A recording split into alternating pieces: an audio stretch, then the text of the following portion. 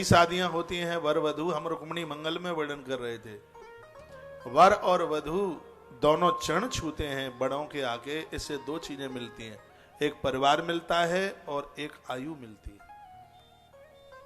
नई नई शादियां होकर के आती हैं, जब ये जोड़े से वंदन प्रणाम करते हैं, इनको वह आशीर्वाद मिलता है जिसके द्वारा कोख हरी भरी रहती है, जिससे कुनबे की वृद्धि होती है। जब भी आप अपनी बेटी को विदा करते हो तो उससे पहले अपनी बेटी को समझाइए, बताइए। आज बताया नहीं जाता इसलिए दिक्कत है। पार्वती को साक्षात शक्ति माता है पार्वती, लेकिन फिर भी उसकी मां उसको समझाती, कर हूं सदा शंकर पद पूजा, नारी धर्म पति देव न दूजा। ये मां ने ही समझाया था, बेटा जीवन में पातिव्रत धर्म बहुत बड़ा धर्म है।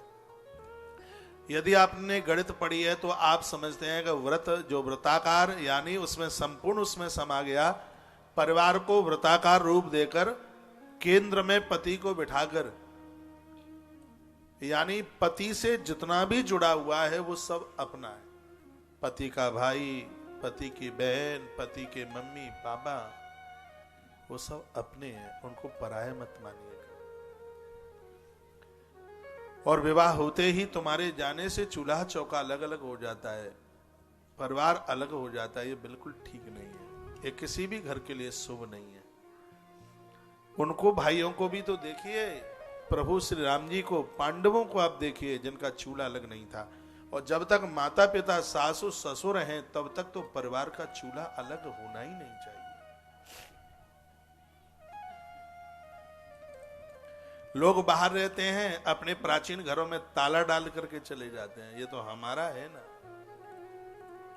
और कहीं कोई कमी नहीं है बिल्कुल, लेकिन कमी तो मन की है। अरे एक मां की कोख में पाम पसारे हैं, वो भाई है आपका, कोई और नहीं है। जहां तुम, ईश्वर ने वहां सब कुछ दिया है। क्या करोगे? हाय तोबा मचा करके ताला डाल करके जाओगे, कभी लौट करके आओगे तो तुम्हें उतना आदर नहीं मिलेगा, जितना सम्मान नहीं मिलेगा, जितना के खुले ताले पर तुम्हें जितना सम्मान मिल सकता है। तुम्हारे भतीजे, तुम्हारे भाई हाथ पर लेंगे, चाचू बड़े पापा आए हैं, कितनी खुशी मिलेगी। वो गैया भैंस नहीं है कि कमरे में से वो दूध दो लेंगे। मन का एक संतोष कुछ और है। ऐसा जीवन जिया जावे, कुछ बात ही अलग है। आज परिवार बिखर रहे,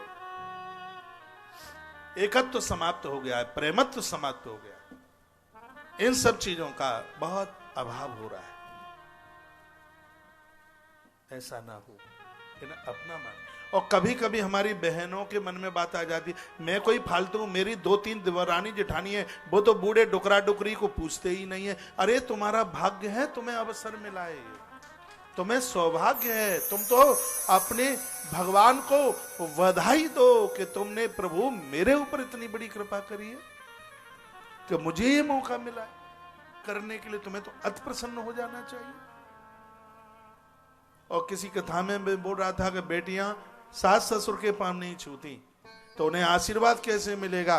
वो बेटियां विवाह के बाद जब ससुराल पहुंचती हैं, जब वो माता पिता के पांव नहीं छूती, जब वो सास ससुर के पांव छूती हैं, तब वो पूर्ति हो पाती है। उस सौभाग्य की पूर्ति तब होती है।